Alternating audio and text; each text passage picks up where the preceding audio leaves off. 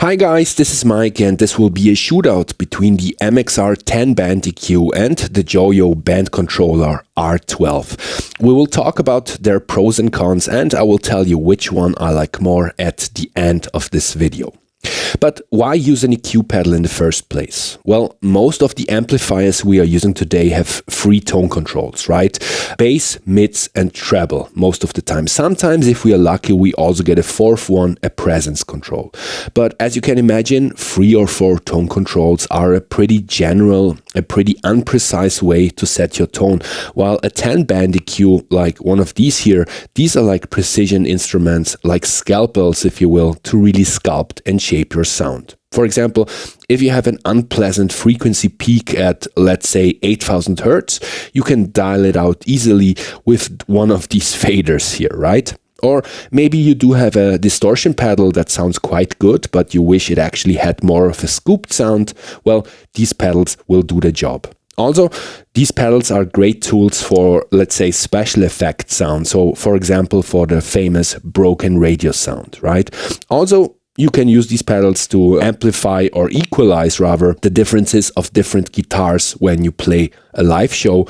And you can also use them as clean boost pedals, right? And yeah, so as you can see, EQ pedals can be used in a lot of different ways.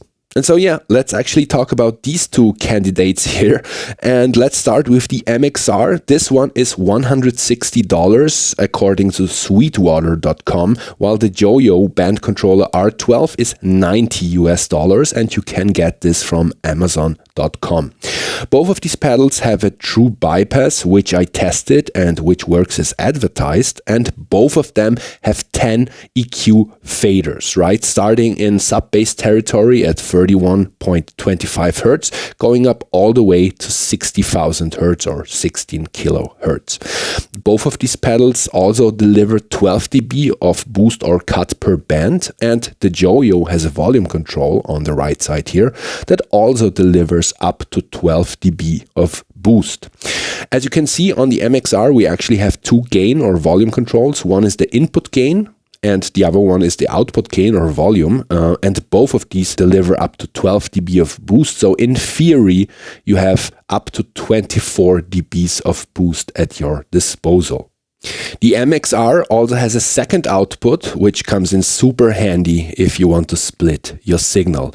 And also it should be mentioned that the Joyo is operated with a standard 9 volt power supply, while the MXR actually needs an 18 volt power supply, I guess for the additional headroom that this pedal is able to deliver and the second output.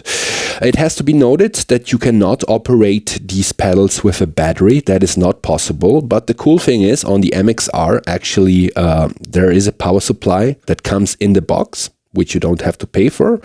On the Joyo, you get no power supply, but please bear in mind that if you want to use those on your pedal board, you will need an 18 volt power out for your MXR and 9 volts for your Joyo. And now let me actually power on these two pedals and let's talk about how they perform when in use. Okay, and I guess the first thing that you will notice right now out of the gate is, of course, the lights. And let me quickly tell you something about the lighting options. So the MXR 10 band EQ only has one lighting option, and it is what you see right now, right? So the input gain fader and the volume fader are lit all the time, while the 10 band EQ faders are only lit when you turn the pedal on, right? And that is your only lighting option. And yes, they use these very bright blue LEDs, just the same as on the Monochorus and the Eddie Van Halen phaser, right? Really bright LEDs. If they are too bright for you, you can actually put a little bit of tape, I guess, over them. But let's go to the Joyo band controller. And as you can see, this not only has lightning here, which is not as bright as on the MXR, but it also has this ambient light on the top and the bottom. And this pedal has 3 different lighting options so that you can choose with this little toggle switch on the back, right? So right now it's turned on to sync, which basically means turn it on, everything will start to light up. Turn it off, everything goes dark, right? The always is pretty practical, I think, when you are playing a live show, because then the ambient light is on always and the faders only go on when you turn the pedal on. And the last one is called off, which basically turns the ambient light off. But other than that, the pedal will, the faders will still turn on. I actually like always or sync, so let's leave it at that.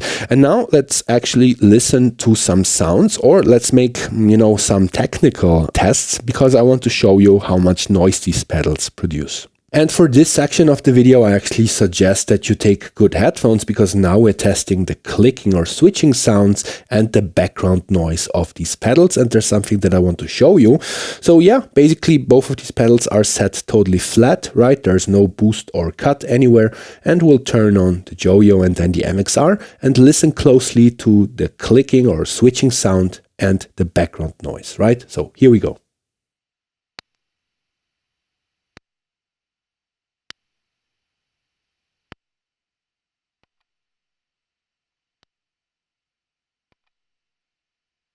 Right, so as you can hear, the MXR is pretty much dead quiet, while on the Joyo you can hear both the switch and you can hear some background noise.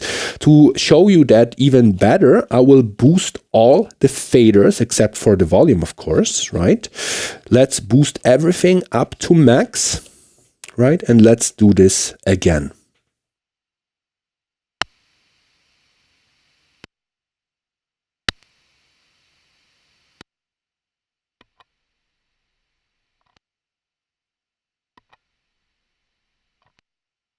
Yeah, so as you can hear, the MXR obviously uses the better components or better parts, or is better built, right? Because neither the background noise or the clicking noise is anywhere near as loud as on the Joyo. Having said that, now let's actually listen to some sounds with a special focus on how these EQs actually sound like when you push them hard, right? And for this section, I'm going to use a looper pedal. So we have consistency, and I will always try to set both pedals exactly the same. Everything else will be on screen. So yeah, here we go. Enjoy.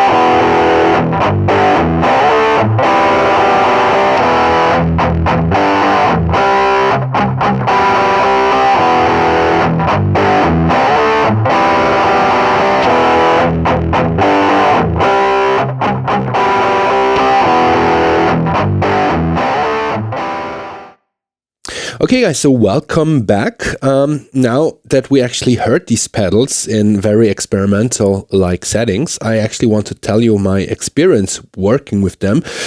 So number one is actually setting these pedals exactly the same is pretty much useless, worthless, not possible, simply because the fader range is pretty different, right? So if you look at the MXR, first of all, there's a resistance here, which I really appreciate because these faders are not very easygoing, light going, right? So there's a resistance, which is pretty cool, and it feels more expansive, I guess. But also the range is bigger, right? And if you look at that, so first of all, there's no resistance here whatsoever, right? These are pretty easy to move. And second of all, the distance or the range is a little bit different. Now I try to use these markings, right, as my indicators where they should go, but it was still pretty difficult to set them up exactly the same. Having said that, when we listened to the very first sample where I went through all the single faders basically, right, we could hear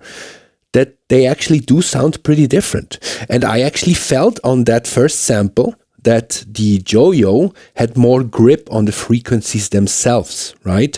While the MXR always felt a little bit more subdued, a little bit more softer, basically, and a little bit more musical, I would also say. This is pretty extreme, right? That is pretty interesting because both of these say that, you know, the boost and cutting goes up to 12 dB. That might be possible, but we have no idea how the Q factor is shaped like, right? It's possible that this here has like this huge Q and these are like spikes basically, right? We have no idea. Having said that, while we were using, for example, the distortion pedal to really, you know, shape the sound, I always felt that if I moved all 10 bands, that actually the MXR sounded more musical, more transparent than the Joyo, right? So single faders, I will admit that the Joyo had more of a grip, right? And more of an effect on single faders. But when I was basically moving all 10 of them, I still felt that the MXR kept the signal more intact, right? Having said that, I realized that this is the way more expensive pedal. It's almost, not exactly, but it's almost double the price of the Joyo, right? But then you also have to appreciate the resale factor, right? I think you will have no issues selling the MXR later down the line. Not so sure about the Joyo. The lightning options are cooler on the Joyo, I will admit that. I'm already annoyed by these LEDs, right? They are so bright. I have no idea why they use these on their pedals when so many people say these are like bat signals basically. But I feel that you get more quality on the MXR, right? So the resistance feels better. We have two outputs. It's the way less noisy pedal, right? As we established, both when it comes to the switching sound and the background noise. You have way more gain at your disposal. And I do understand that the Joyo is a temptation, especially for that price. And, you know, they advertised it as basically a copy, a knockoff of the MXR. But if you're really serious and you want quality first and foremost, then, you know, I think the MXR is the way to go, right? And that's the pedal that I'm going to keep. The Joyo is simply too noisy for me. And also I feel that when you do something with all of the faders, that it kind of like scratches your signal a little bit. It just doesn't sound as round and as soft as the MXR. That might have to do that the MXR actually isn't as effective as the Joyo. That is possible, but as we heard in the last 2 or 3 samples, I actually all that, you know, stuff that I tried to do with the distortion guitar, I felt sounded way better on the MXR, right? More musical, and the signal stayed intact, right? But yeah, that's just my 2 cents on these 2 pedals. Guys, let me know what you think based on this video and the sound samples, but also maybe if you have one of these pedals, definitely let us know your user experience. That's always interesting to hear from you guys. And yeah, that was basically it from my side. I still hope you like this video, although it's a little bit on the longer side, but please guys, subscribe, hit the notification bell, and yeah, stay tuned. And guys, have a good one. See you next time. Bye. With 2 eyes.